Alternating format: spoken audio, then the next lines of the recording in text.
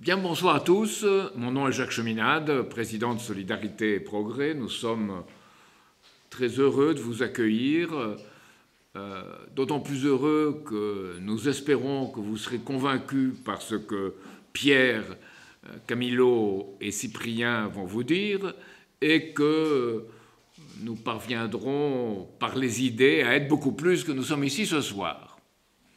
Alors, ils vous parleront, Pierre, Camilo et Cyprien, en tant qu'éclaireurs, éclaireurs du monde qui vient, et pas en experts compétents, ils le sont, mais ce ne sera pas seulement en cela qu'ils vous parleront, pas comme le nucléaire étant seulement une technique à choisir, mais comme un choix de société. Alors, si l'on examine les choses de manière technique, déductive, nous avons le choix d'Emmanuel Macron de 6 EPR, Xavier Bertrand qui a été battu aux primaires de LR en voulait 10, et nous avons la promesse de fabrication de petits réacteurs, les fameux Small Modular Reactors, les SMR, pour l'exportation, nous dit-on. Alors, évidemment que si nous en restons à voir cela, le Parisien d'aujourd'hui se pose la bonne question. Le nucléaire français a-t-il les moyens de ses ambitions? Il faut la poser de façon évidemment bien plus étendue que ne la pose cet instrument de référence qu'est le Parisien. C'est d'abord les moyens financiers. Les dégagera-t-on? Il faudra que l'État intervienne si l'on veut avancer. On sait que pour la pandémie, des milliards, et des dizaines de milliards, des centaines de milliards ont pu être avancés. Là, ça nous paraît très intéressant qu'ils soient orientés désormais dans ce sens. Macron l'a retenu dans sa déclaration, dans sa proposition de 30 milliards de projets, mais il y avait une explication de ce que serait le nucléaire, limité évidemment à ces EPR et à ces SMR, ne parlant pas du nucléaire du futur et ne parlant surtout pas de la formation de gens qu'il faudra pour pouvoir développer ce nucléaire. Alors c'est la deuxième question, après les moyens financiers, c'est la reconduction et le développement des équipes. Il y a des compétences qui ont été perdues, il y a des efforts qui sont faits actuellement à l'EDF, mais il faut que ces compétences soient beaucoup plus étendues en termes de recherche en particulier. Ensuite, il y a les moyens techniques eux-mêmes, puisqu'on nous parle de EPR, de la nouvelle génération. Ce soir, on examinera ce qu'ils représentent et ce qu'ils constituent. Et enfin, il y a tout le défi des réacteurs du futur. Alors, il faut penser réacteurs de la 4e génération, il faut penser fusion thermonucléaire contrôlée, et il faut penser de comment on parviendra à un nucléaire qui soit vraiment, réellement celui du monde qui vient, celui du futur, avec plus de densité de flux d'énergie et capable de créer les conditions pour développer une économie qui puisse accueillir plus de gens. Vous savez que dans le monde, on est actuellement à un taux de reproduction de 1,56 d'enfants par femme, ce qui est très inférieur au 2,1. Donc il y a un véritable problème démographique et c'est celui-là. Donc on espère, par ces formes de production plus denses, pouvoir accueillir plus d'êtres humains et d'êtres humains qui soient plus créateurs et plus à même d'entreprendre, de définir la voie du futur. Et enfin, un nucléaire qui soit un nucléaire citoyen où les gens seront informés, auront leur mot à dire et participeront à ce processus. Donc tout cela et bien plus que vous vont parler bientôt à qui vont prendre la parole, Pierre, Camilo et Cyprien. Donc Pierre est quelqu'un qui a écrit un ouvrage sur la recherche, la découverte, l'intuition créatrice qui est à la base de la science. Camilo et Cyprien sont tous deux impliqués dans le nucléaire, ils sont jeunes et ils pensent que le nucléaire, c'est quelque chose d'essentiel et pour l'économie, et pour le bien commun, pour les générations futures. Donc voilà, à eux. Bonsoir. Ce soir, nous voulons sortir du débat habituel sur le nucléaire parce qu'en réalité, il est absurde.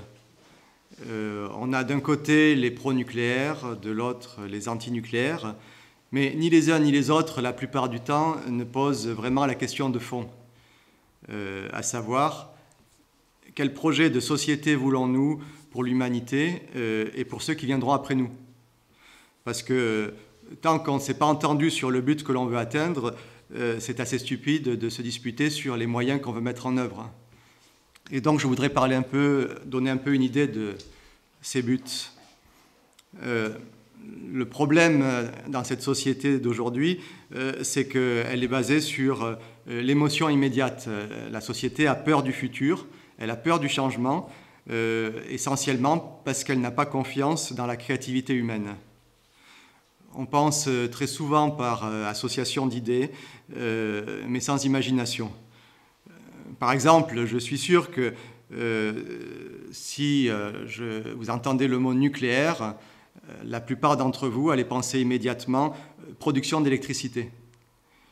Et bon, ça c'est très réducteur en fait, parce que d'une part, le nucléaire peut produire d'autres formes d'énergie que l'électricité. Bon, on peut faire de la chaleur pour dessaler l'eau de mer, pour l'industrie, mais surtout parce que la physique nucléaire ouvre la voie à toutes sortes d'applications autres que l'énergie en tant que telle. Et ces applications seraient impossibles avec des technologies inférieures.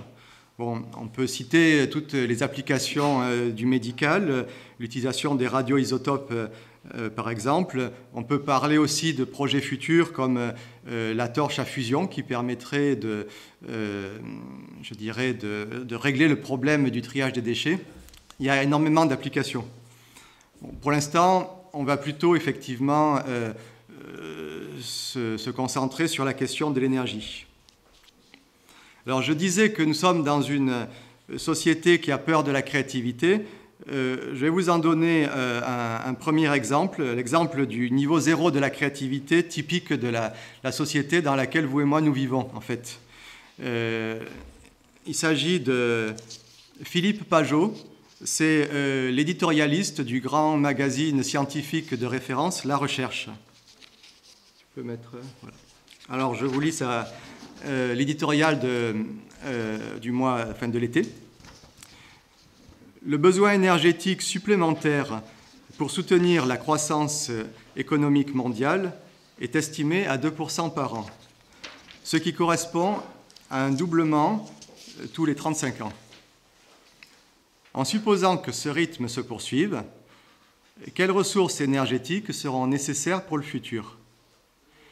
D'ici moins de 500 ans, nos besoins seraient près de 10 000 fois supérieurs à ceux d'aujourd'hui, soit toute l'énergie reçue sur Terre en provenance du Soleil. Dans 3000 ans, nous dépenserions une énergie équivalente à celle de l'intégralité des étoiles de la Voie lactée. La conclusion, évidente pour un physicien, est que la croissance durable n'existe pas. Fin de citation. Bon, en fait, cette conclusion est peut-être évidente pour M. Pajot et pour un mathématicien, mais certainement pas pour un physicien compétent, c'est-à-dire un physicien capable de faire des découvertes. Pourquoi je dis ça ? Parce que chaque fois qu'un savant fait une découverte d'un principe physique nouveau, cela redéfinit complètement la notion de ce qu'on appelle une ressource.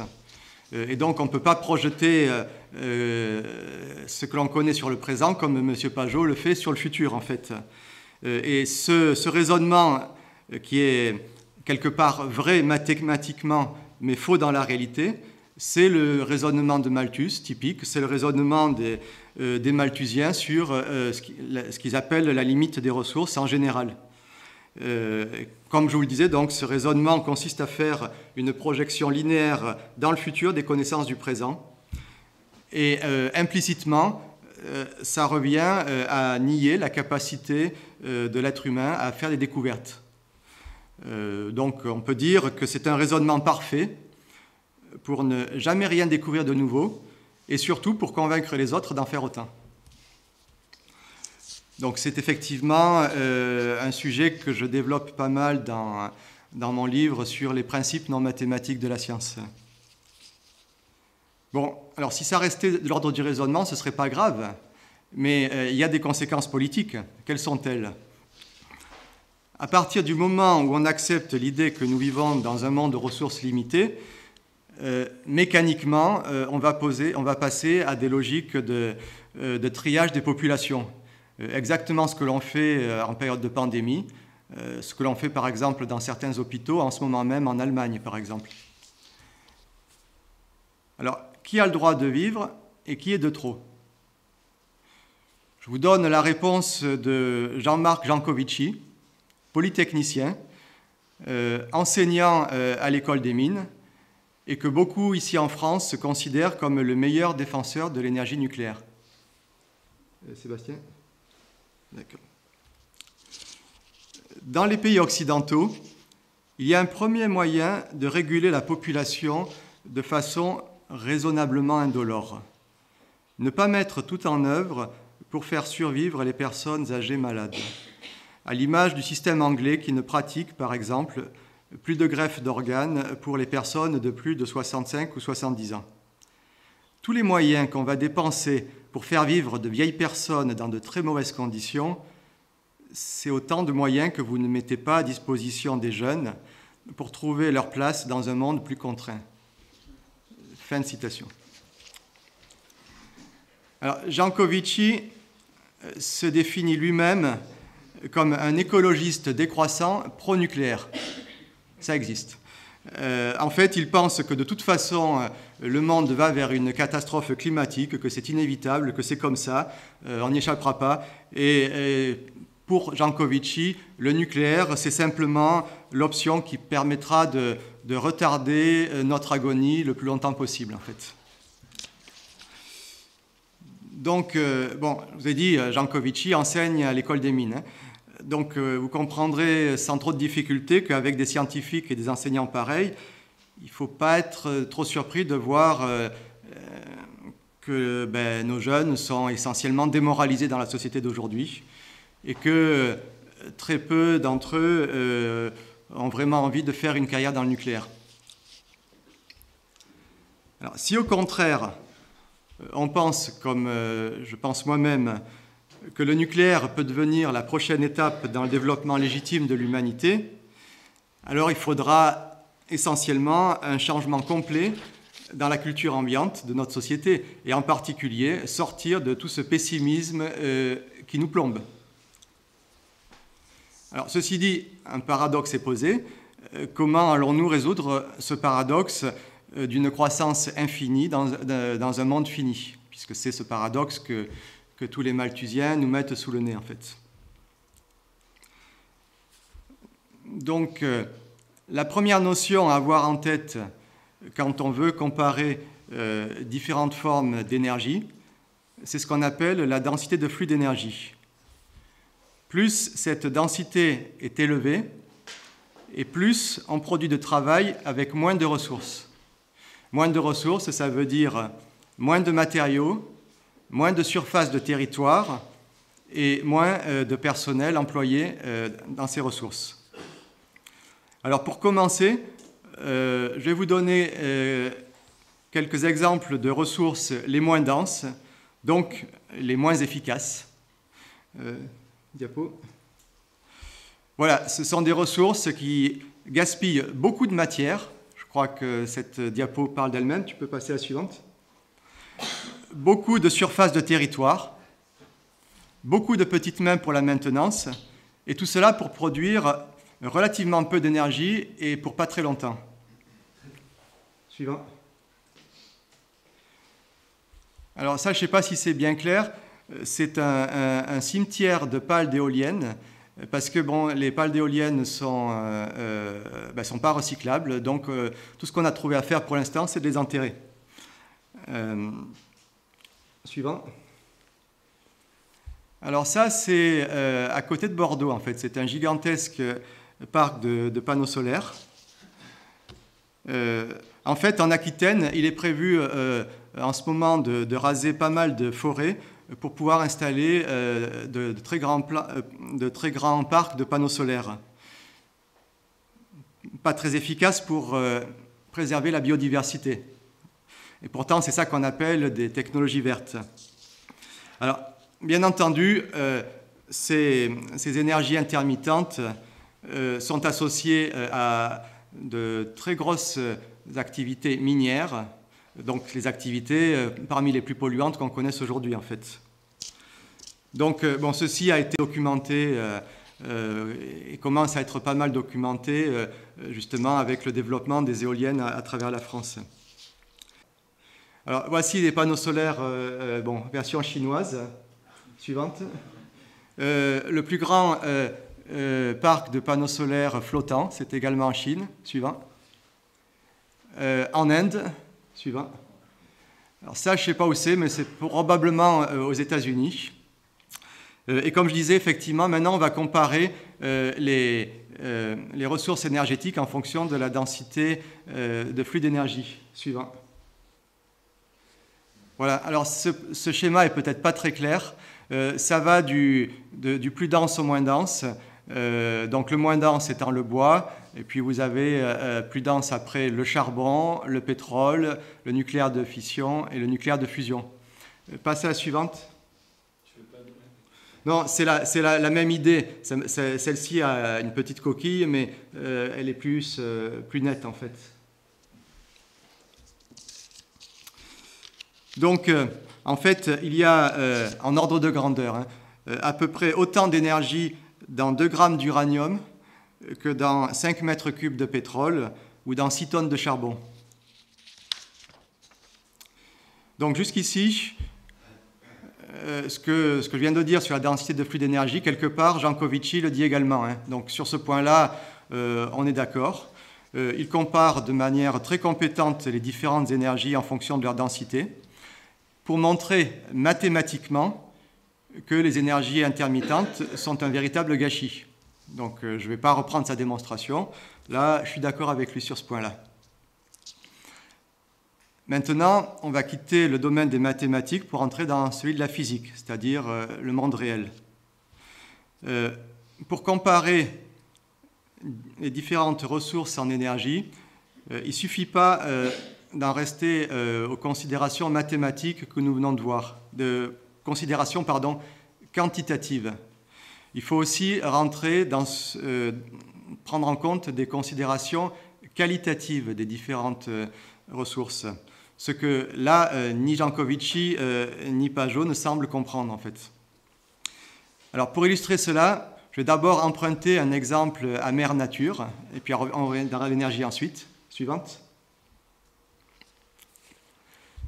Donc là, vous voyez un squelette de tigre et un squelette de chat. On a fait croître linéairement la taille du chat par la pensée jusqu'à ce qu'elle soit identique à celle du tigre. Et maintenant, qu'est-ce qu'on constate sur ces 2 images? Si vous regardez bien les membres des 2 animaux et leur thorax, vous vous rendez compte que les membres du chat sont proportionnellement beaucoup plus fins et beaucoup plus allongés que ceux du tigre. Alors pourquoi? Parce que dans le monde réel, le tigre doit pouvoir supporter un poids plus important. C'est pour ça qu'il est beaucoup plus trapu proportionnellement. Inversement, si on pouvait faire croître la taille du chat linéairement jusqu'à atteindre celle du tigre, en fait, il est probable que ça ne marcherait pas, que le squelette se casserait simplement sous l'effet de du propre poids qu'il doit supporter, en fait. Donc, ce petit exemple, pour vous montrer que dans la nature, la croissance linéaire, ça n'existe pas, en fait. Et en fait, l'économie physique, qui est une image de la nature aussi, on pourra y revenir, en économie physique, c'est pareil. On ne peut pas avoir de croissance linéaire. Et ça, c'est quelque chose de fondamental. Parce que, d'un point de vue mathématique, si on compare différentes formes d'énergie, qu'est-ce qu'on va faire? On va mesurer ces énergies avec la même unité de mesure. En l'occurrence, on utilise le térawattheure, que l'on parle de nucléaire, que l'on parle d'éolienne, dans tous les cas de figure. Et c'est utile, hein.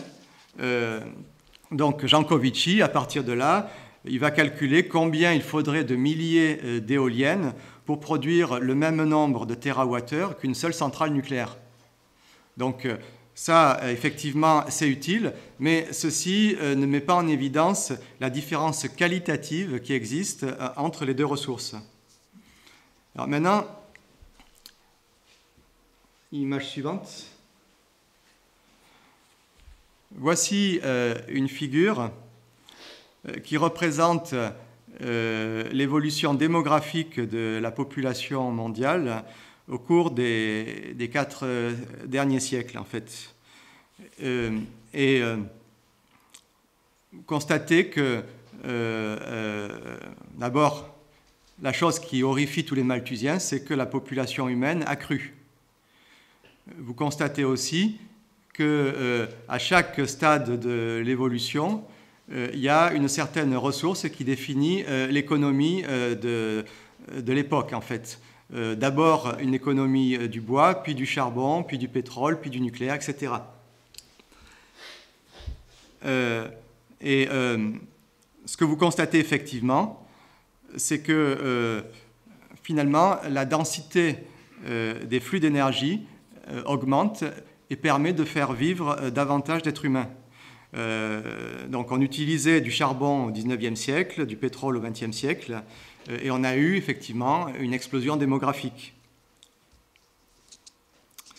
Alors, si on se place à la fin du XVIIIe siècle, début du XIXe, on voit que le passage d'une économie du bois à une économie du charbon a permis de faire vivre plus d'1 milliard d'êtres humains, ce qu'à cette époque-là, Malthus disait être impossible. Évidemment, Malthus n'avait pas prévu dans ses calculs qu'on utiliserait le charbon. Inversement, si on se projette maintenant un peu dans le futur, là vous voyez qu'on a représenté 2 scénarios sur ce graphique. L'un qui passe au nucléaire de fission et de fusion, et un autre qui est le scénario des écologistes malthusiens, qui est de passer dans le tout renouvelable. Alors, dans ce second cas de figure, on voit qu'avec une économie des éoliennes et des panneaux solaires, on pourrait faire vivre en gros qu'1 milliard d'êtres humains. Et ça, c'est pas moi qui le dis, c'est le chiffre d'un certain nombre de grands défenseurs de la décarbonation de l'économie, comme par exemple le climatologue Shane Huber, qui était conseiller de Angela Merkel et qui est anobli par la reine d'Angleterre. Et qui a aussi joué un rôle auprès du Vatican pour l'élaboration de l'encyclique écologique du pape François, en fait. Donc, voilà, nous sommes 7 milliards d'êtres humains aujourd'hui. Si on passe au renouvelable, qu'est-ce qu'on va faire des 6 milliards en trop? Question qui, en général, devrait être posée, mais ne l'est pas souvent, quoi. Alors, vous allez me dire, pourquoi les énergies les plus denses permettent de faire vivre davantage de gens? En fait, c'est assez simple, hein. C'est parce qu'avec des énergies plus denses, on peut développer toute une série d'activités et de travaux qui seraient physiquement impossibles avec des énergies relativement moins denses. Par exemple, avec une économie qui est basée sur le charbon, sur le pétrole, donc à partir du début du XXe siècle, on est capable de faire voler des avions, on est capable de développer l'aéronautique, ce qui aurait été impossible avec une économie basée seulement sur le charbon. Parce que si vous essayez de faire voler un avion en faisant brûler du charbon, ça ne marchera pas. L'avion sera trop lourd, il ne pourra même pas décoller en fait. Donc, à chaque étape de l'évolution, vous voyez qu'il y a une découverte d'un principe physique nouveau et que ce principe est appliqué au fonctionnement de l'ensemble de l'économie. Et je dis bien l'ensemble de l'économie, parce que c'est là que, cette question-là, que l'on voit que quelqu'un comme Mélenchon ne comprend absolument rien aux considérations d'économie physique. Bon, vous savez sans doute que Mélenchon est contre le nucléaire civil et pour le nucléaire militaire, ce qui au passage est un sacré renversement par rapport à ce que pensait une certaine gauche du progrès dans des temps fort lointains.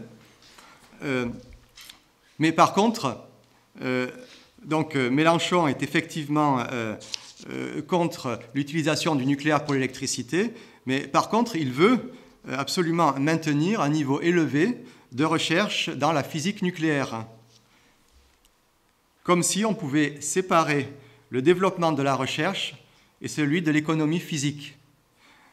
Et en fait, c'est le même problème que je vois chez certains écologistes qui me disent qu'ils seraient pour le nucléaire si on avait la fusion, mais que par contre, ils sont contre la fission. Alors, c'est une question qui est très importante, parce que là, on sort vraiment de la théorie, en fait. Si on veut faire fonctionner une économie, il faut la voir comme un tout cohérent. Pour illustrer ça, je vais prendre un exemple fictif tout à fait farfelu. Imaginez que vous avez des extraterrestres qui kidnappent tous les chercheurs du CERN à Genève, en fait. Donc tous les grands experts du nucléaire, et qu'ils installent ces chercheurs sur une autre planète où vous avez une population qui vit dans un niveau économique qui est pré-industriel. Par exemple, dans une société de la chasse et de la cueillette. Alors, bon, les chercheurs sont là, ils ont la connaissance. À votre avis, combien de temps il faudra pour qu'ils arrivent à percer dans leur découverte, à réussir à créer un réacteur nucléaire de 4e génération ou même un réacteur à fusion? En fait, c'est impossible. Parce que pour faire fonctionner simplement leur laboratoire, ils auraient besoin de toute une série de ressources qui n'existent pas dans une société de la chasse et de la cueillette ou une société pré-industrielle. Sans parler des conditions sanitaires qu'il faut qu'effectivement un chercheur il a besoin d'avoir du temps de libre pour se concentrer à sa réflexion. Il faut c'est un peu difficile quand la vie humaine est relativement courte en fait. Donc, j'insiste là-dessus, faire de la recherche scientifique sans avoir en même temps une industrie de haut niveau qui l'accompagne, c'est du pur fantasme d'écologiste. Alors maintenant, effectivement, tout n'est pas simple, parce que appliquer une découverte scientifique à l'économie, ça représente toujours un pari sur l'avenir, un pari qui est fait par l'ensemble de la société, par la population et par ses dirigeants. Quand Mesmer a lancé le programme électronucléaire français dans les années 70, c'était un pari. Il n'y avait aucune garantie que ça allait fonctionner. Ça n'avait jamais été fait à cette échelle-là, en fait. Donc, vous voyez, la véritable croissance économique, physique, elle se fait par une série de discontinuités appliquées de manière cohérente à l'ensemble de l'économie et de la société. C'est une série de changements qui sont à la fois quantitatifs et qualitatifs. Le passage du bois au charbon, le passage du charbon au pétrole, du pétrole au nucléaire, etc. Mais chacune de ces discontinuités représente véritablement un saut dans l'inconnu. Et le problème dans la culture actuelle, c'est qu'on a peur de l'inconnu, on a peur de faire un pari sur l'avenir. Et là-dessus, il faut dire que les Malthusiens jouent à fond pour nous terroriser en répétant sans arrêt des slogans du genre « Il n'y a pas de croissance infinie dans un monde fini ». Répétez avec moi, etc., etc.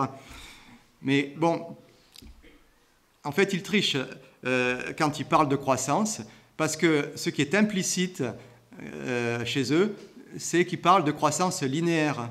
Or, comme on vient de le voir, la croissance linéaire, ça n'existe pas. La seule croissance durable qui existe et qui est possible physiquement, c'est une croissance sans arrêt discontinue. Alors, pour prendre un exemple d'actualité, je vais citer quelqu'un qui s'appelle Klaus Schwab, qui est en fait le fondateur du Forum économique de Davos. C'est ce qu'on appelle un représentant de la finance verte, c'est-à-dire ces milliardaires qui nous disent qu'il faut sauver la planète à tout prix et qu'il faut effectivement changer nos comportements. Alors là, il a écrit un livre tout récemment qui s'appelle « Capitalisme participatif », dans lequel il se plaint que les Africains veulent vivre dans de meilleures conditions de vie. Tu passes bon. La force qui aide les gens à échapper à la pauvreté et à mener une vie décente est la même que celle qui détruit l'habitabilité de notre planète pour les générations futures. Fin de citation. Au moins, on ne pourra pas dire qu'on ne savait pas quel était son projet de société pour les générations futures. Schwab a écrit ce livre peu de temps avant la COP26 qui vient de se dérouler à Glasgow. Alors, comme vous le savez tous, l'un des buts de la COP26, c'était de faire pression sur les différents gouvernements du monde pour sortir des énergies fossiles.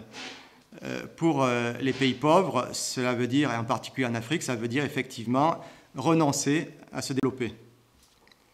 Alors, pour donner un exemple concret de ce que ces choses-là signifient, je me suis amusé à chercher dans les statistiques de la Banque mondiale les données sur l'espérance de vie par pays et les données sur la consommation d'électricité par personne, par habitant et par pays. Et j'ai comparé des pays d'Europe avec des pays d'Afrique. Et là, bon, ben, ça saute aux yeux immédiatement. Pour que l'espérance de vie soit élevée, il faut consommer beaucoup d'électricité. Par exemple, le Niger, qui est, je crois, l'un des pays les plus pauvres au monde, mais c'est le pays qui nous fournit notre uranium, là-bas, la consommation d'électricité, c'est l'équivalent d'une ampoule électrique par personne. L'espérance de vie y est de 62 ans. Maintenant, si vous comparez à la France, en France, l'espérance de vie est de 83 ans. Et en moyenne, un Français consomme 130 fois plus d'électricité qu'un Nigérien. Alors, au sommet du climat, les financiers viennent se mobiliser pour décarboner l'économie et bien entendu, ils versent beaucoup de larmes de crocodile sur les pauvres pays qui seront les premières victimes du réchauffement climatique. Hein? Mais en fait, c'est totalement hypocrite parce que dans ces sommets du climat, rien n'est prévu pour subvenir aux besoins des pays pauvres. On veut leur interdire les fossiles, on leur propose des énergies vertes, mais on ne parle pas beaucoup de nucléaire. Alors, il y a quand même une bonne nouvelle malgré tout, c'est que la COP26 a échoué parce qu'un certain nombre de pays pauvres n'ont pas accepté ce suicide collectif. En particulier, les présidents du Nigeria et de l'Ouganda ont dit très clairement qu'ils n'arriveraient pas à subvenir aux besoins de leur population uniquement avec des panneaux solaires et des éoliennes. Ce qui a fait beaucoup de peine aux organisateurs du sommet. Voici le principal organisateur du sommet, l'un des hommes les plus riches du monde, donc celui qui dit qu'il faut consommer moins, en fait. Donc, vous avez reconnu, je pense, le prince Charles. Donc, voilà la théorie, en fait. Vous comprenez pourquoi nous défendons le nucléaire et pourquoi nous concevons le nucléaire comme la prochaine étape du développement de notre société. Maintenant, on va passer à la pratique. Parce que c'est bien beau de vouloir passer à une société du nucléaire, en France et dans le monde, mais est-ce que c'est possible compte tenu des conditions dans lesquelles se trouve notre société? Est-ce qu'aujourd'hui, les compétences sont toujours là? Effectivement, on peut se poser la question au vu de ce qui se passe avec le PR. Est-ce que, surtout, on a, dans la culture ambiante, est-ce que la population a une culture scientifique d'un niveau satisfaisant? Parce qu'on ne va pas changer une économie nationale ou internationale simplement parce que des élites instruites en auront décidé ainsi. Donc il va falloir gagner le soutien des citoyens éclairés. Et surtout, il va falloir tuer le pessimisme. Donc je vais laisser la parole maintenant à mon ami Camilo, qui est venu du Costa Rica pour étudier la physique nucléaire en France. Je ne vous cache pas qu'il n'était pas spécialement enchanté quand il a vu que les Français fermaient la centrale de Fessenheim pour des raisons qui n'ont rien à voir ni avec l'économie ni avec la science. Et Camilo ne va pas nous parler du nucléaire, mais des nucléaires. Donc, bonsoir, je m'appelle Camilo. Je voudrais remercier Solidarité Progrès de m'avoir invité aujourd'hui pour parler de ce thème que j'aime beaucoup.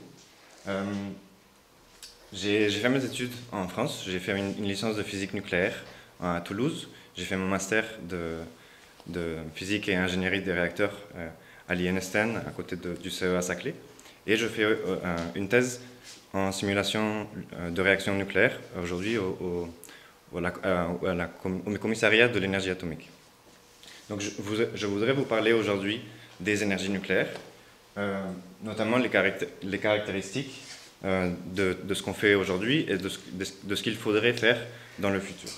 Donc je voudrais commencer par une description de ce qui se passe actuellement en France. Donc aujourd'hui, il y a 70% de l'électricité qui est produite par les réacteurs nucléaires. Donc tous les réacteurs nucléaires en France aujourd'hui sont de type REP, donc c'est un réacteur à eau pressurisée. Il y en a 56 en France, malheureusement il y en avait 58 il y a quelques temps. Aujourd'hui la production électrique elle est plus ou moins à 400 TWh par an. Il y a un EPR en construction, donc l'EPR ça veut dire en anglais un réacteur à eau pressurisée évolutionnaire ou européen. Donc je ne sais pas s'il est évolutionnaire ou européen. Et pour cette production électrique, il faut annuellement, en moyenne, 8000 tonnes d'uranium naturel qui doit être importé de l'extérieur. Historiquement, cet uranium il provenait du Niger. En ce moment, ça change pas mal. Il y a de l'uranium qui provient majoritairement du Kazakhstan, du Canada et de l'Australie. Aujourd'hui, il y a plus de 300 000 tonnes d'uranium appauvri, donc un uranium qui est un peu différent de l'uranium naturel, qui sont accumulés en France depuis le début de cette technologie nucléaire. Donc je voudrais expliquer rapidement ce qu'un réacteur à eau pressurisée.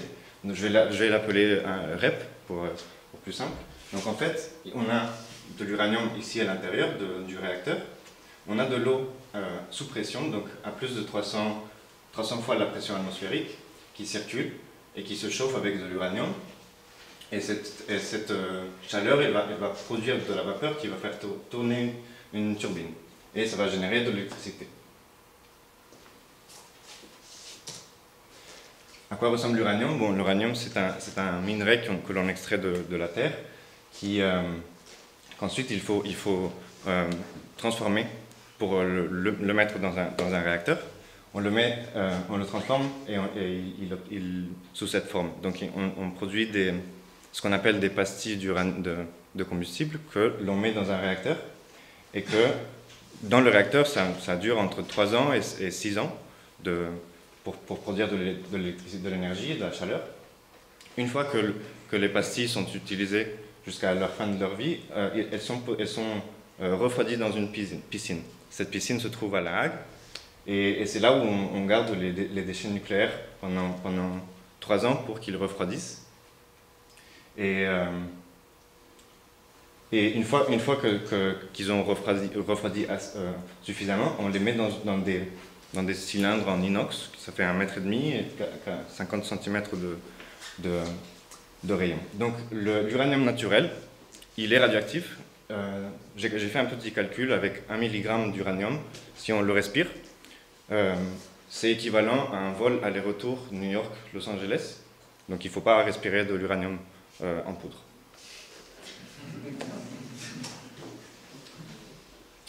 Donc qu'est-ce que l'uranium? L'uranium, c'est l'atome le plus lourd qu'il existe sur la croûte terrestre.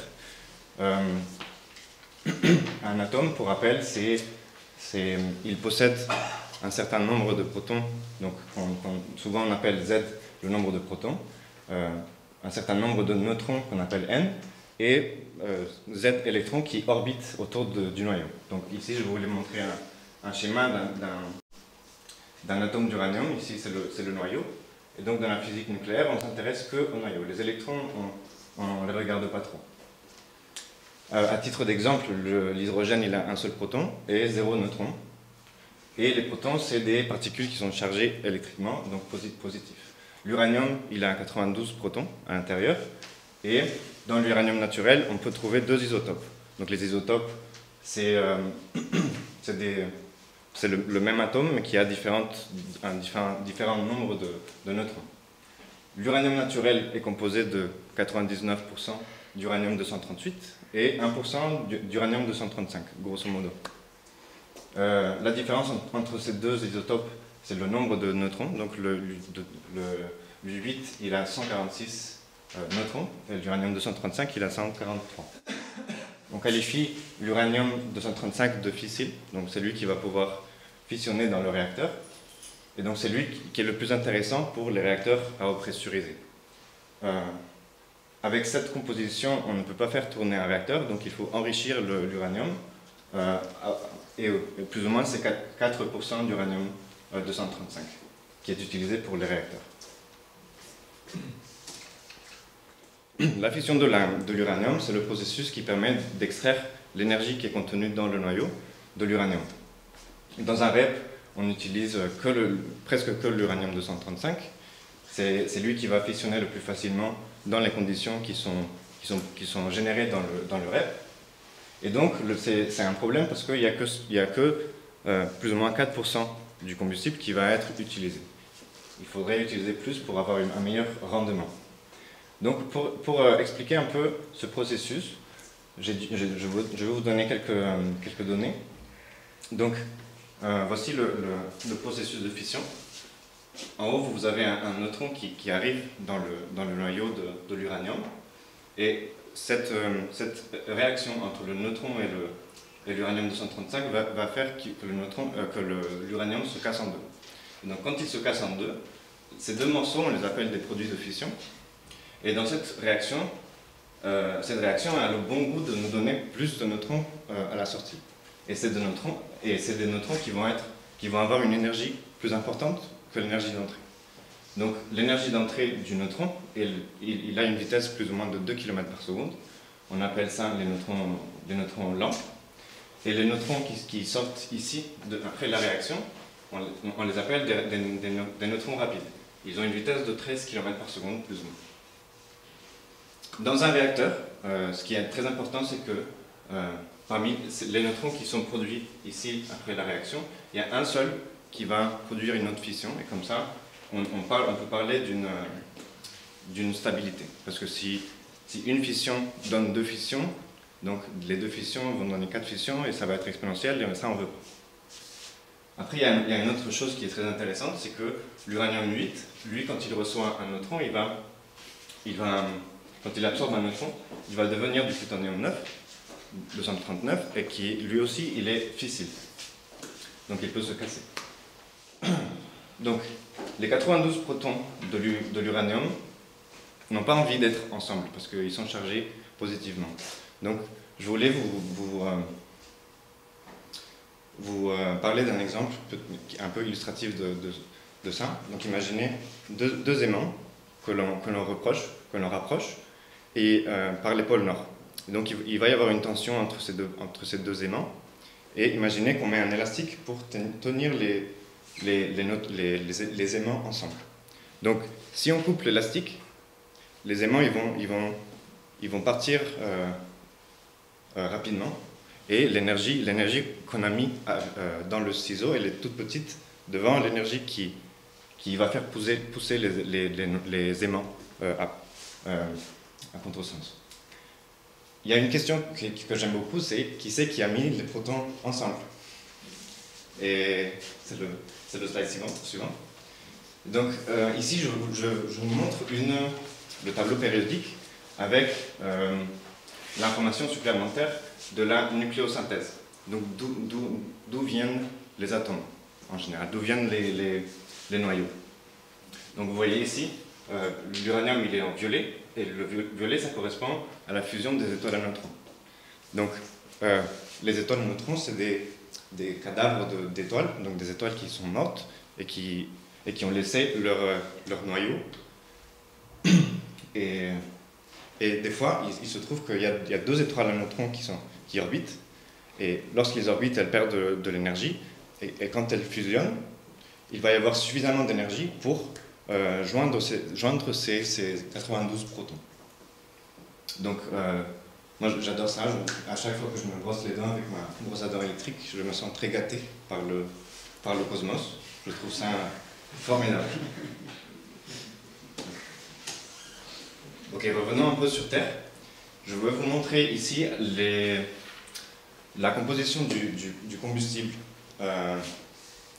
Donc à droite, vous avez le combustible neuf, et à gauche, c'est le combustible usé. Donc après 3 ou 6 ans d'irradiation dans le réacteur, dans les REP. Donc au début, on n'a que de l'uranium. On voit qu'on regarde 1000 kg d'uranium, desquels il y a 40 kg d'uranium 235. Le reste est de l'uranium 238. Et après l'irradiation dans le réacteur, il va y avoir du plutonium qui va être créé, des actinides mineurs qui vont être créés, et aussi des produits de fission. Les produits de fission, c'est les deux morceaux qui vont être le résultat de la fission de l'uranium.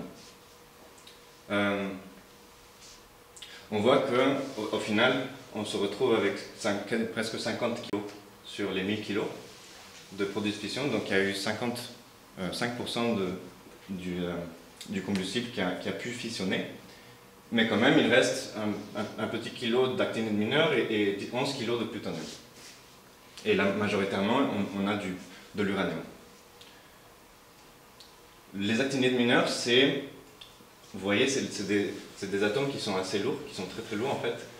Et c'est eux, majoritairement, qui vont faire que les déchets sont radioactifs. C'est eux qui vont participer le plus à la radioactivité des déchets nucléaires. Ce qui est très important, c'est qu'on a une production de plutonium. Et ce plutonium, la France recycle ce plutonium et peut le mettre à nouveau dans des réacteurs.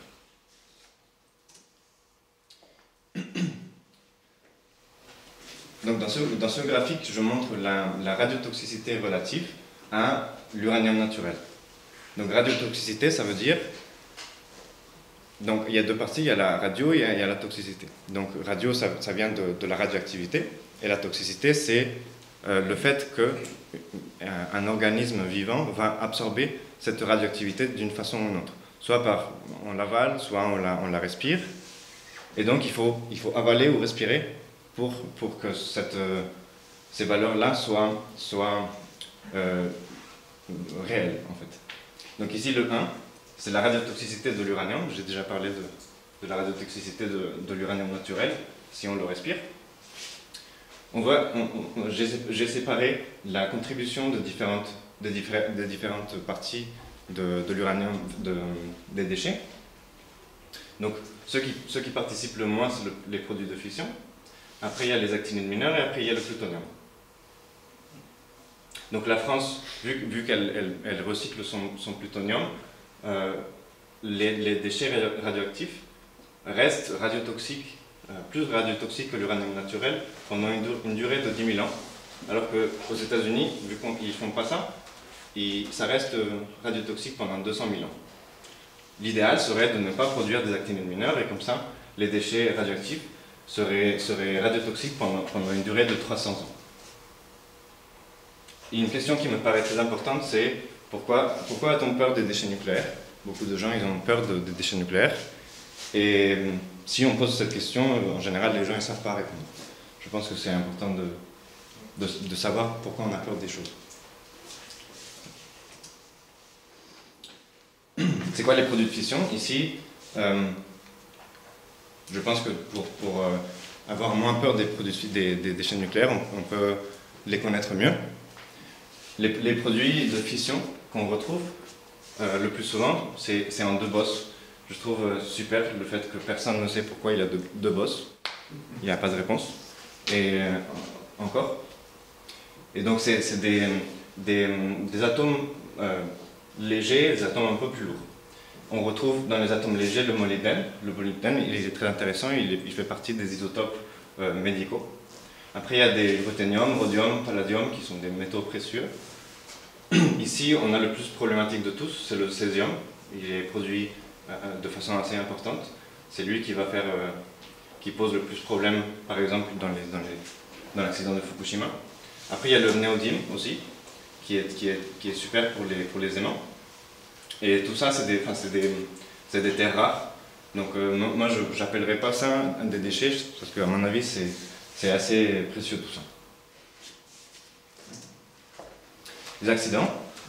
Donc, Tchernobyl, c'était l'accident le plus terrible de l'histoire de la technologie nucléaire. C'était un accident qui majoritairement vient du fait que c'était une erreur humaine. Il y a eu des autorités qui ont voulu faire un test qui ne devait pas être fait. Et les opérateurs, ils savaient très bien que ce test, il était dangereux. Mais bon, les autorités soviétiques, elles ont dit que oui, qu'il fallait le faire. Aujourd'hui, ce type d'accident ne peut pas se reproduire, même si on a des opérateurs malveillants ou même incompétents. C'est un accident qui ne peut pas avoir lieu aujourd'hui. Dans Fukushima, c'était moins terrible, mais c'était quand même terrible. Par contre, il y a eu zéro décès par effet radiologique et il n'y a pas d'augmentation de cancer sur la population détectable. C'est un accident qui met en évidence que l'énergie nucléaire doit être gérée par l'État. Fukushima, c'est une centrale nucléaire qui est gérée par une entreprise privée. Et on peut être d'accord que les entreprises privées ne s'intéressent pas beaucoup au bien-être des gens. Donc, le Japon, il faut qu'ils apprennent de leurs erreurs. Et notamment, c'est très malheureux d'apprendre des choses comme ça, de cette façon. De toute façon, c'est le césium-137 qui est le plus grand souci par rapport aux accidents. Donc, il faut trouver une solution pour ce césium-137. Donc, pour résumer ce qui se passe actuellement en France, je voulais vous montrer le cycle annuel de l'uranium. Désolé, on ne voit pas très bien. Donc ici, c'est l'extraction du minerai. Donc c'est les 8000 tonnes qui sont importées de l'étranger. Il y a la partie de l'enrichissement, dans laquelle il y aura, de ces 8000 tonnes, il y aura 7000 tonnes qui vont à l'entreposage d'uranium appauvri à Tricastin. Oui, Tricastin. Et 1000 tonnes qui vont aller vers les réacteurs nucléaires. Donc, dans le réacteur nucléaire, ça va rester pendant de 3 à 6 ans. Après, il y a 3 ans de refroidissement dans les piscines de La Hague. Et après, il y a le recyclage du plutonium et le plutonium, il va à nouveau dans les réacteurs.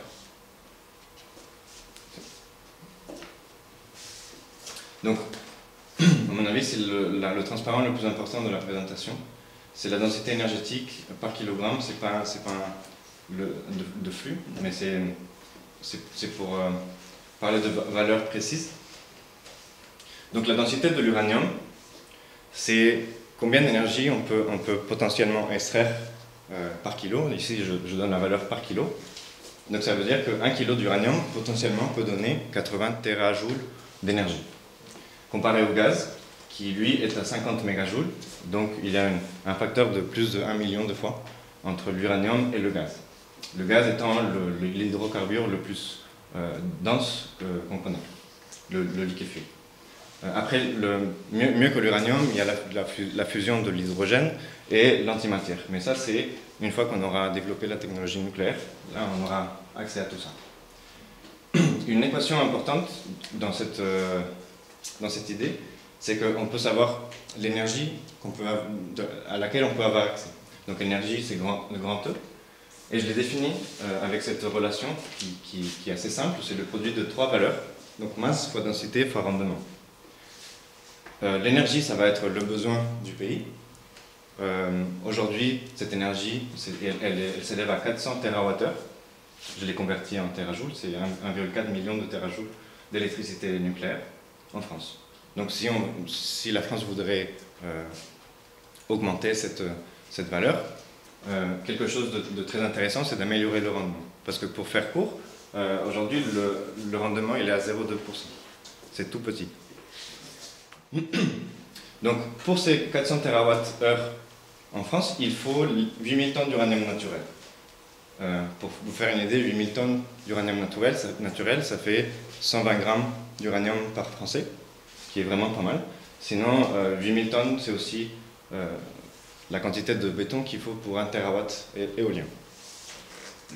Le rendement qu'on a aujourd'hui, il peut se décomposer en 3 facteurs. Donc il y a le rendement thermodynamique, donc, qui est la transformation de chaleur en électricité. Il est à 33%. Et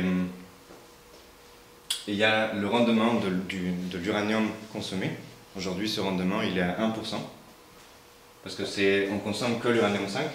Et si on considère ici l'uranium naturel, il n'y a que 1% d'uranium 5 dans l'uranium naturel. Et après, il y a le rendement dans le transport. Donc pas toute l'électricité qui est générée arrive jusqu'à l'utilisateur.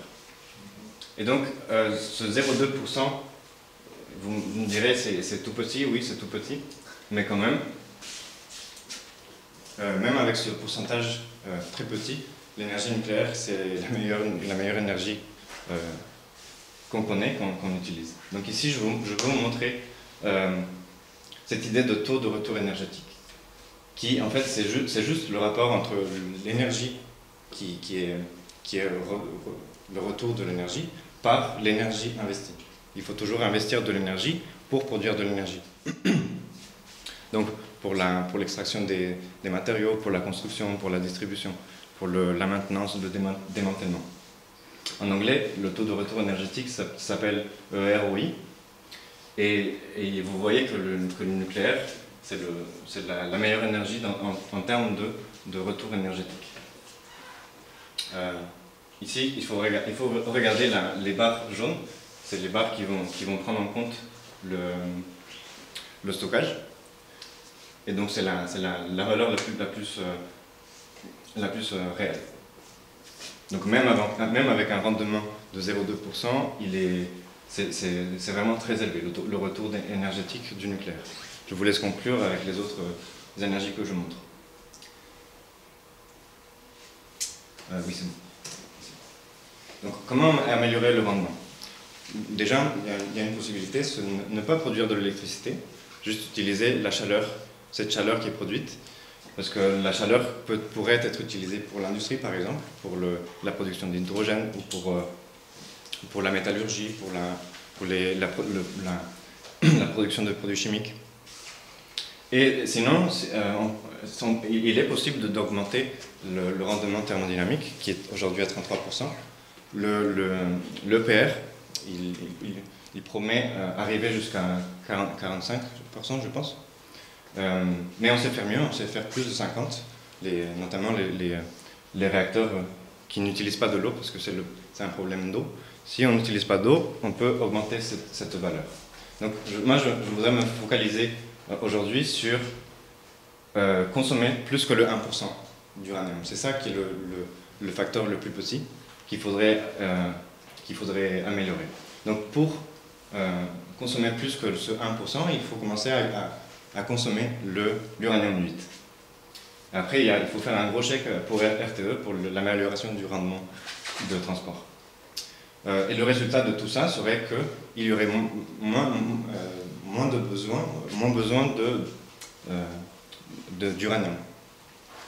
Et aussi, vu qu'il y a moins d'uranium qui est nécessaire, donc moins de déchets. Mais on peut augmenter la production électrique avec une quantité plus petite d'uranium, bien sûr. C'est pas une question de combien d'électricité. C'est le rendement, c'est là où on peut améliorer le plus. Donc la solution pour ce 1%, c'est consommer l'U8. Donc en France, c'est un peu triste, mais vous avez beaucoup d'uranium 8, mais vous ne pouvez pas l'utiliser encore, parce qu'il n'y a pas de réacteur qui puisse consommer l'U8. Donc ces 300 000 tonnes d'uranium 8 plus un réacteur qui puisse le consommer, en fait c'est une énorme mine d'or. C'est vraiment dommage que ça n'existe pas. Est-ce que cette technologie existe? Oui, c'est une technologie qu'on connaît très bien depuis les années 50 ou 60. Ça s'appelle les réacteurs à neutrons rapides, les RNR. Et Superphénix était un réacteur à neutrons rapides qui a été fermé pour des raisons diverses. Ce qu'il faut pour un réacteur rapide, c'est un combustible qui contient 20% de plutonium 9 et 80% d'uranium 8. Et quelque chose de très important aussi, c'est que le fluide caloporteur ne peut pas être de l'eau. Donc dans le REP, le fluide caloporteur qui porte la chaleur produite par l'uranium, c'est l'eau. Et si on veut avoir ce type de technologie, il faut changer l'eau par une autre chose. Donc les options qu'on connaît aujourd'hui, les plus populaires, c'est le sodium, les fluorures, les chlorures, le plomb bismuth, l'hélium, le CO2. Pour les pronucléaires optimistes, comme moi par exemple, c'est les fluorures et les chlorures les plus intéressants. Pourquoi on n'a pas des réacteurs à neutrons rapides? Selon mes discussions avec mes collègues, c'est parce que l'uranium n'est pas cher. Donc si on ne brûle que 1% de l'uranium, ça suffit.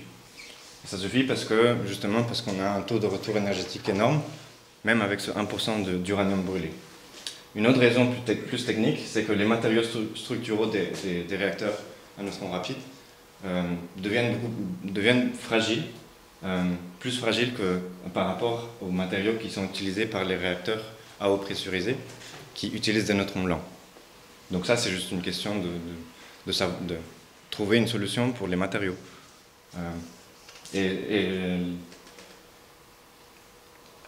Et le fait qu'on n'est pas encore à ce stade-là, c'est parce que l'innovation n'est pas une priorité. Si c'était une priorité, on saurait déjà très bien quels sont les matériaux à utiliser. On n'est pas loin de savoir quels matériaux utiliser, mais quand même, il faut un petit peu plus de recherche. Et la conséquence, c'est que de toute façon, quand le prix de l'uranium augmentera ou que les crises énergétiques vont devenir de plus en pire, il faudra absolument avoir des réacteurs à neutrons rapides. Donc les réacteurs à neutrons rapides, ils ont l'avantage de consommer l'uranium 8 qui est accumulé en France, donc il n'y aurait pas besoin d'importer l'uranium de l'extérieur. Mais par contre, il faut du plutonium 9. Le plutonium 9, on peut déjà la France elle a la capacité de le séparer, donc vous avez tout ce qu'il faut pour lancer la filière rapide. Il y a une réduction des actinides mineurs, parce que les actinides mineurs vont faire partie aussi du processus de fission, ils vont fissionner. Donc les atomes lourds, on va pouvoir les couper en deux, et donc on aura moins d'atomes lourds. Et le fait qu'il y a moins d'actinides mineurs, ça va réduire le temps de radiotoxicité, qui est aujourd'hui à plus ou moins 100 000 ans, et ça va passer aux alentours de 300 ans. Pour ça, il faudra une augmentation des capacités de recyclage du plutonium. Aujourd'hui, on peut recycler 20 tonnes maximum en France. Et 20 tonnes, c'est bien, mais il faudra plus. Quelles sont les options de neutrons rapides? Aujourd'hui, le projet français qui a été annulé en 2019, c'est Astrid. J'ai demandé à un chercheur de l'Institut de physique nucléaire d'Orsay, si on relançait demain, quand est-ce qu'on pourrait avoir un démonstrateur Astrid? Il m'a dit que 2040. C'est assez pessimiste comme date, mais vu l'état des choses par rapport aux ingénieurs et par rapport à la construction de technologies de pointe, c'est une date qui me paraît plutôt réaliste, malheureusement. Sinon, il y a la technologie russe, qui, eux, ils ont déjà leur réacteur qui s'appelle BN, qui est au stade de démonstrateur. Donc, ils démontrent aujourd'hui qu'ils sont capables de produire cette technologie. Et ils disent qu'en 2030, ils pourraient commercialiser le réacteur. Donc, avoir un réacteur qui pourra être vendu de cette technologie-là. Après, de toute façon, la meilleure technologie de toutes, c'est le MCFR, donc le réacteur à sel fondu et à neutrons rapides. C'est un réacteur qui est aussi adapté aux neutrons lents et que la France aussi a toutes les possibilités de construire. Donc ici, la question c'est lequel choisir. Ici, juste pour montrer que le plutonium 239, il est là. La France a la capacité de le séparer et de l'utiliser. Il faut juste avoir la volonté politique, et, parce qu'il est déjà là. Vous avez tout ce qu'il faut. Donc oui, c'est à cause vu qu'il faut du plutonium 239 pour lancer une filière rapide, il faut maintenir les réacteurs à eau pressurisée. Parce que les réacteurs à eau pressurisée, ils vont produire ce plutonium neuf qui pourrait éventuellement alimenter les réacteurs à neutrons rapides. Et une fois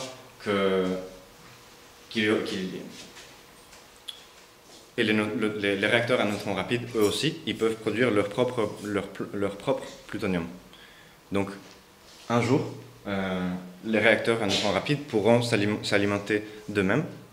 Et c'est à cette date-là qu'on pourrait ne plus avoir besoin des réacteurs à eau pressurisée.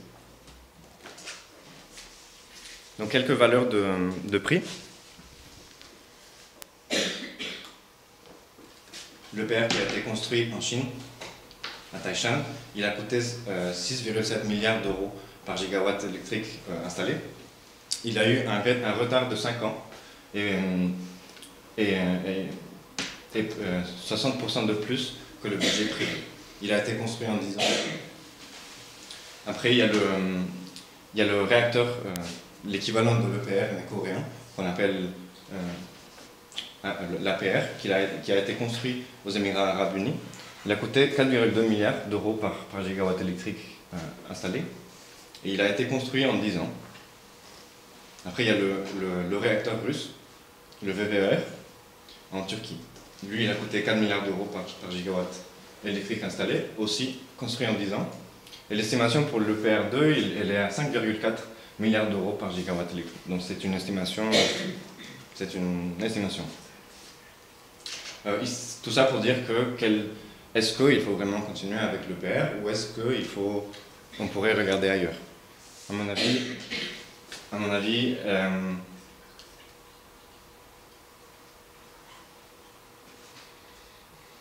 c'est difficile, c'est très difficile à répondre.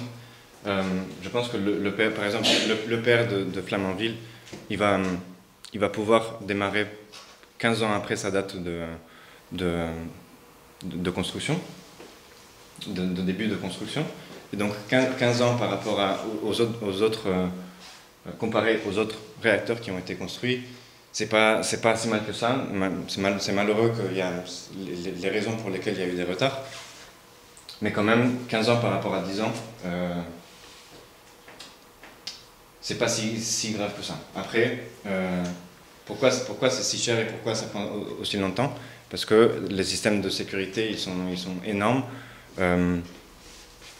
C'est des systèmes de sécurité qu'on ne devrait pas avoir, dans le sens où on pourrait faire mieux et ne pas avoir besoin de ces systèmes de sécurité.